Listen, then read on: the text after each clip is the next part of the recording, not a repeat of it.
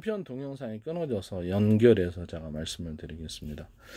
전력을 보낼 때 내가 전력을 한전 같은 데나 아니면 전원 공급기를 만들어서 내가 전력의 양을 축적을 해서 보내는 걸 통제할 수 있어요. 각 배터리의 숫자를 가지고 어떤 데는 배터리가 하나당 200씩의 이제 총 8개의 배터리가 있다고 합시다. 전원 공급기에. 그럼 거기에 하나당 200씩의 전기를 공급한다 했을 때 하나만 쓰면은 그렇죠. 200, 총 다 합해도 200밖에 안 나는 거예요. 얘가 가시죠? 2개를 쓰면 400이고 4개를 쓰면 800이 들어가는 겁니다. 이렇게 전력량을 공급자 입장에서 전원 공급기다 했을 때 통제할 수 있습니까? 없습니까? 통제합니다. 그 중에 전원 배터리가 한 개인데 그 안이 실상은 이렇게 전기차 배터리다 그러면 전기차 배터리라면 한 개가 20개 연합셀, 작은 셀로서 20개 연합체로 만들어져 있다고 그랬을 때 그 중에 5개만 갖다 쓰면 그게 총 200의 전기를 탑재를 하고 있다. 하나의 배터리에 20개면 하나당 10씩 가지고 10씩 저장이 돼 있다는 거예요. 그럼 그 안에 작은 셀을 5개만 전기를 언오프 시켜가지고 5개만 갖다 쓸 수 있습니까? 없습니까? 5개만 갖다 쓰거나 3개만 갖다 쓰거나 3개 갖다 쓰면 30이고 5개 갖다 쓰면 50이고 10개 갖다 쓰면 총 20개 이제 작은 셀에서 그렇죠. 10개 갖다 쓰면 100을 갖다 줘. 전력량을 통제할 수 있습니까? 없습니까? 통제할 수 있는 거죠. 그런데 여기서 내가 전력량을 공급을 한다 할지라도 전력의 수용 구조가 전선이 타지 않을 정도로 드라이기 쓰는 전력하고 냉장고 쓰는 전력, 에어컨 쓰는 전력하고 세탁기 쓰는 틀립니까? 아니면 똑같습니까?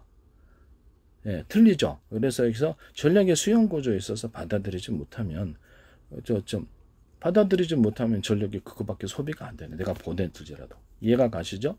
좁은 골목을 갔다가 자동차 100대를 내가 출발을 시켰다. 빨리 지나가라. 근데 골목이 딱 한 대밖에 못 지나가는 골목이다 생각을 해보십시오. 통과하겠습니까? 못 통과하는 거죠. 전력의 수용 구조에 있어서 이렇게 전력의 양을 결정할 수도 있다라는 것을. 그래서 제 방식은 전원 공급기 A사 레이더 같은데, 로보팔 이런 데서도 전원이 필요하는 만큼 공급 구조에 있어서 전원 공급 구조에서 배터리의 숫자 또는 하나의 배터리가 20개의 작은 셀로 연합체된 겉으로는 하나로 보이지만 자기는 20개의 배터리 작은 연합체 셀이 있어서 그걸 숫자를 가지고 조절할 수 있다라는 거죠. 얘가 공급하는 측면에서. 그럼 수용 구조에 있어서 내가 받아들이죠. 부품이 쓰는 널널하게 전기를 공급하더라도 전선은 타지 않아요. 그리고 수용 구조에 있어서 드라이기도 220 꽂아줘도 안 타죠. 안 타는 구조를 만들어줘야죠. 그래서 똑같은 전류를 220에서 가정에서 흘려보내줘. 어떤 건데는 똑같은 220을 쓰는데 에어컨처럼 전류를 많이 드는 게 있고 세탁기처럼 전류를 많이 드는 거예요. 에어컨 똑같은데 드라이기를 쓰면은 그렇죠. 그 전류를 그거밖에 안 쓴단 말이에요. 수용 구조에 있어서 전력을 많이 보낼지라도 그리고 좁은 통로를 만들거나 수용 구조에서 전력을 적게 쓰면 그렇게만 전력을 쓸 수 있는 거예요. 이해가 가시죠? 이렇게 전력의 수용 구조를 만들 수 있을까요? 만들 수 있습니다. 전력의 수용 구조를 만들 수 있다라는 것을 말씀을 드립니다. 조명 같은 데 쓸 때도 보면은 220W 보통 220W짜리를 쓰는데 거기서 이렇게 약한 전기선을 가지고 조명은 그 정도밖에 안 해도 그 정도 전류만 흘려도 조명은 그 정도 쓸 수 있고요. 60W짜리 똑같은 220W의 전기가 들어가는데도 어떤 데는 100일 정도 60W짜리 소비를 많이 하는 설계 자체를 그렇게 한 거죠. 전력을 소비를 많이 하게끔 해놓으면 60W 쓰고 100일 되는 30W짜리 15W짜리 꼬마 전구도 탈 수 있어요. 타지만 않아요. 설계 자체를 수용 구조를 그렇게 만들었기 때문입니다. 이런 식으로 하시면 제 기술 구조가 되겠습니다. 남의 기술을 도둑질해서 상업화시키지 맙시다. 네. 전편 동영상에 이어서 동일하게 설명을 해드리는 거예요. 이게 전원 공급기를 이제 이런 방식으로 만드시면 제 기술 구조가 되겠습니다. 전기를 축적하는 데가 있어서 그 숫자를 가지고 전기를 조절할 수 있다라는 거죠. 전원 공급기 A사 레이더다 그러면 배터리를 많이 탑재해서 배터리 숫자를 가지고 하거나 하나의 배터리 안에 20개의 작은 배터리로 만들어졌다 했을 때 그 숫자를 가지고 전력을 통제해서 보낼 수 있습니까? 공급하는 측면에서 보낼 수 있다. 한전에서도 이런 식으로 사용하시면, 한전에서도 이런 방법으로 해서 전압을 결정해서 하시면 제 기술 구조가 되겠습니다. 한전 같은 데는 제가 다른 방식으로 접대 설명을 했는데, 구리선의 전기를 축적할 수 있다라는 가정 안에서 이렇게, 제가 지금 반도체에서도 똑같이 결정할 수 있는데, 이게 구리선이라고 했을 때, 전기선 안에 피복 안에 구리선이라 했을 때 동그란 점이나 네모나게 일정 부분 두터운 두터운 지점을 만들어줘. 그럼 거기가 이제 전류가 축적되는 카패시터가 되는 전류장이 되는 거죠. 이렇게 만들면, 중국에서 3D 반도체 만드실 때 트랜지스터만 있는 반도체를 만드신다는 거예요. 그래서 어디선가는 전류를 축적하는 역할을 하는 카패시터 역할을 한다는 게, 반도체 안에서도 이렇게 회로 안에 두꺼운 동그랗거나 네모나거나 모양은 어떻습니까? 두터운 부분을 만들면 거기에 전류가 축적이 된다는 거예요. 반도체 안에서도 이 기술을 사용하시면 제 기술 구조가 되겠습니다. 그러면 이것을 이 축적되는 전기양 동그란 지점을, 그럼 숫자를 많이 넣으면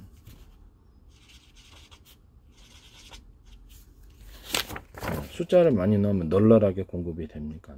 이런 방식으로 하셔도 됩니다. 또는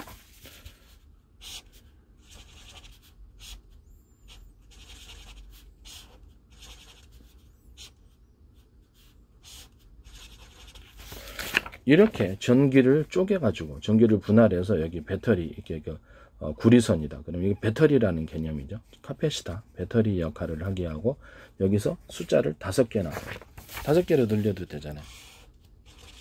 전기를 축적해서, 언오프 방식으로 해서,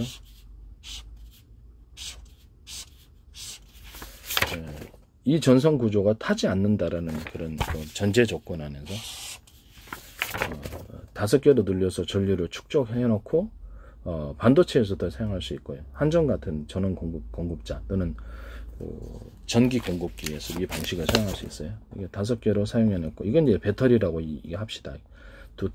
구리선의 두터운 부분이 전류를 축적해서 보내면, 세종적으로 여기를 갖다가 언오프를 할 수 있다고 합시다. 언오프를 하면 1개에서 갖다 할 수 있고, 2개에서 갖다 할 수 있고, 3개에서 갖다, 4개에서 갖다 할 수 있고, 이렇게 하면 전류량을 늘릴 수 있습니까? 조절할 수 있습니까? 없습니까? 전압을, 전류량을 조절할 수 있는 거죠. 이런 방식으로 하셔도 제 기술 구조가 되겠습니다. 이거는 반도체에서도 쓸 수 있고, 전원 공급기. 그러니까 이거를 이제 여기서는 전선 표복 안에 있는 구리선을 동그랗게나 두꺼운 지점을 만들어서 카패시터 역할을, 이게 반도체에서도 쓸 수 있어요. 이것도 제가 말씀을 드립니다. 이렇게 해서 쓸 수도 있다. 그래서 이거를 언오프 방식으로 통제를 해가지고, 컴퓨터로 통제하겠죠. 그래서 2개에서 전류를 공급하든지 3개에서 이렇게 축적을 하는 거죠. 그럼 이것을 이론적으로 실제로는 배터리로 대체할 수도 있겠죠. 이게 그러니까 전선 표복 안에 있는 구리선의 두꺼운 부분을 카패시터로 만든 기술이지만은, 이걸 배터리로 만들어 가지고 이렇게 공급할 수도 있겠죠. 그죠? 이렇게 하셔도 됩니다.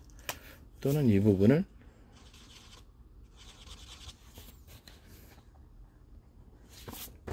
일정 부분을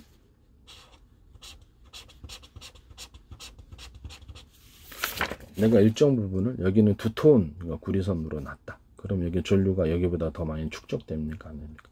여기 전류가 저렇게 일정 구간을, 내가 모터에 들어가는 일정 구간을 두텁게 만들어서 카패시터로 만든다고 얘기했죠. 그렇지만 전선의 굵기를 일정 구간이라는 것은 일정한 거리를 늘릴수록 전기가 보다 강하게 공급이 되는 거예요. 두께를 두껍게, 모터에 들어가는 직전에서는 제가 두꺼운 선을 써야 된다고 그랬잖아요. 그래서 전류가 축적되기 위해서. 그럼 전류의 어떤 전선에 두껍게 만들어 가지고 그것을 카패시터로 대신하기 위해서, 이거 작은 것보다는 보다 전류를 많이 축적하겠죠. 그럼 여기는 훨씬 더 강한 전압이 들어갈 수 있는 겁니다. 축적을 했기 때문에. 일종의 이것이 배터리 역할을 한다는 거죠. 전선 안에 두꺼운 배터리, 이런 식으로 이제 전원 공급을 하시거나, 반도체에서 반도체 회로 겨룰 때 이런 식으로 하시거나, 전기선의 전선 표복 안에 구리선을 두꺼운 정도를 따라서 두껍게 만들어 갖고 전력을 더 많이 공급할 수 있다입니다.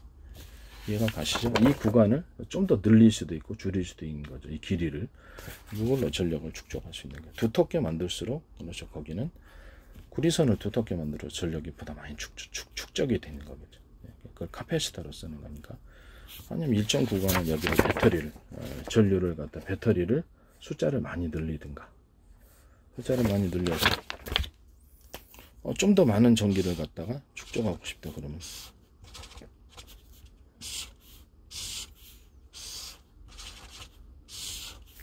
이론적으로 언오프를 할 수 있다고 생각하고, 이것을 선을 많이 늘리면 보다 많은 전기를 축적할 수 있겠죠. 그 다음에 이거를 동그랗게 생긴 이 배터리 역할을 하는 이 부분을 이렇게 숫자를 많이 늘리면, 이게 타지 않는다는 정제 조건 안에서 이전보다도 훨씬 전력이 강하게 나갈 수 있어. 전압을 충분히 공급할 수 있습니까? 없습니까? 배터리를 숫자를 늘렸잖아요. 여기 전기선 안에 전기 피복 안에 구리선의 두꺼운 부분을 얘기하는 겁니다. 동그랗게 하든지 네모나게 하든지 원하신 대로 이런 숫자를 늘렸잖아요. 동그란 지점을. 배터리 역할을 하는, 카패시터 역할을 하는 이런 부분 늘리면 전기가 많이 축적됩니까? 축적이 되죠. 축적이 됩니다. 그런 상태에서 이 2개짜리를 내가 이론적으로 이렇게 많이 놨는데, 이 전선의 굵기가 이렇게 많은 전기가 들어오면 이쪽 부분은 두꺼워야 될까 안 돼? 수용 구조에 있어서 두꺼운 구리선을 써야지 여기서 많이 전기가 들어오더라도 안 타겠죠. 모터에 들어가기 일정 부분을 이렇게 많은 배터리에서 갖다 썼을 때 일정 부분을 두텁게 만들어놔요. 동일한 전선 피복 안에 구리선의 두께가 동일하다면 그 숫자를 20개짜리로 10개, 그렇죠. 동일한 두께의 구리선을 20개짜리로 40개짜리로 늘릴 수 있다라는, 그래갖고 뚱뚱한 전기선 만들어서 모터 직전에 들어간다 그랬잖아요. 이런 방식으로 만드시면 제 기술 구조가 되겠습니다.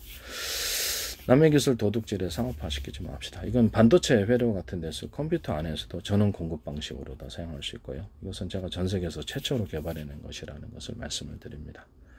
군사 A사 레이더라든지 군사 무기에서도 다 이게 전원 공급 방식으로 쓸 수 있는 방식입니다. 너무 간단하고 확실하게 전력의 양을 통제해서 각 필요한 부품에 필요한 만큼의 전기를 보낼 수 있는 방식입니다. 남의 기술을 전편 동영상을 바로 직전의 동영상을 보십시오. 그거하고 연결해서 보시면 이해가 가실 것입니다. 남의 기술을 도둑질해서 상업화시키지 맙시다. 보면은 그 방식이, 이 방식이 좀 전에 설명한 방식이 전기차다 그러면 충전소에서 전원을 공급할 때 물적 분할을 통해서 현재 있는 전기차의 배터리를 8개로 작게 나누고 격벽 처리하고 냉난방 시스템, 겨울에 추우면 난방 해가지고 온도를, 환경을 그 안에 조절을 한다는 거죠. 격벽 안에서 우리도 각 집이라는 격벽 처리되어서 안에 살고 있잖아요.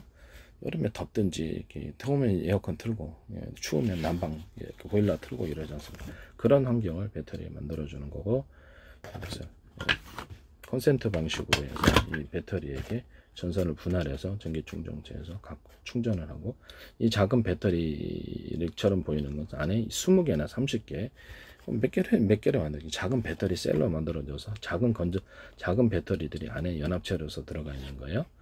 그걸 가지고 이게 총 200의 전기를 쓸 수 있다고 했을 때 하나당 배터리에서 20개가 들어가면 10의 전기를 탑재하고 있다는 거예요. 작은 배터리 셀들은.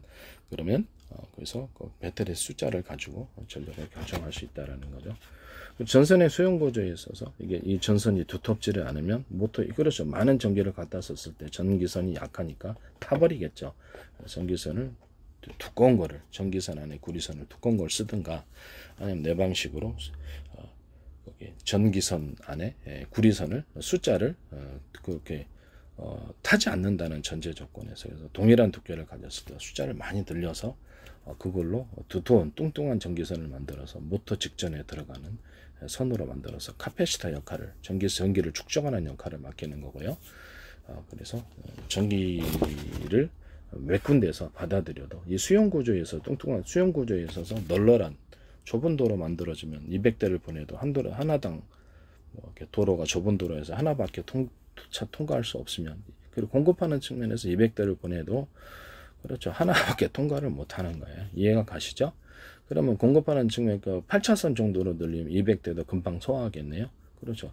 전기선을 두껍게 만들어 주든가, 모터에 들어간 직전의 선을 동일한 두께, 전선 피복 안에 구리선이 동일한 두께라 했을 때 타지 않는다는 전제 조건 속에서 그래서 숫자를 20개로 막 늘리고 이렇게 해갖고 전기선을 뚱뚱하게 만들어서 거기다 전기를 축적하는 카패시터 역할을 맡겨준다는 거죠. 모터에 들어가 일정선은 일정 거리를 구간을 그렇게 만들어주네. 그러면 거기 이제 전력이 충분히 공급돼서 모터가 강하게 회전하는 그런 원인이 된다. 그리고 이제 거기 전선 피복 안에 구리선의 둘기를 틀리게 만들어줬을 때, 그래서 모든 만물은 서로 평균하고자 하는 원리를 담고 있다. 그래서 주파수 방식으로 바뀌는 왔다 갔다 서로 교류함으로 전력 평균하고자 해서, 이건 제가 평균 이론을 만들어낸 거예요. 이렇게 자연을 관찰하다가 알았습니다. 그래서 이거를 모든 만물은 서로 평균하고자 하는 원리를 갖고 있다는 것을 제가 알았다라는 거죠.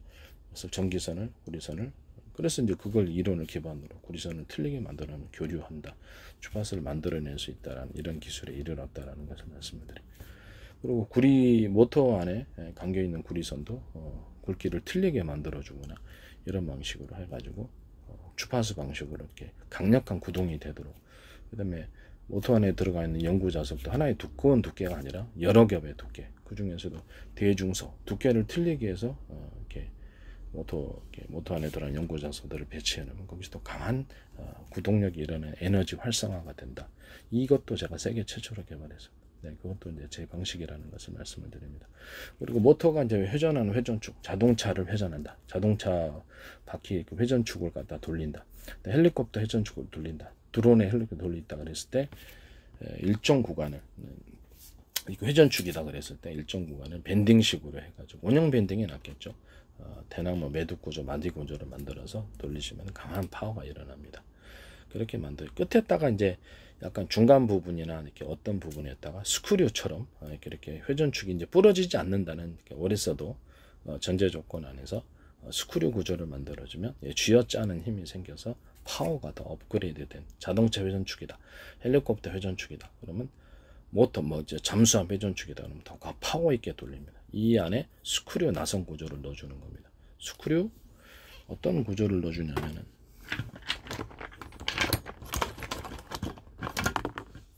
네, 이 구조를 넣어준다는 거죠. 일정 구간을. 그러면 좀 더 파워 있게 회전축이 돌아갑니다. 이런 기술을 쓰시면 제 기술 구조가 되겠습니다.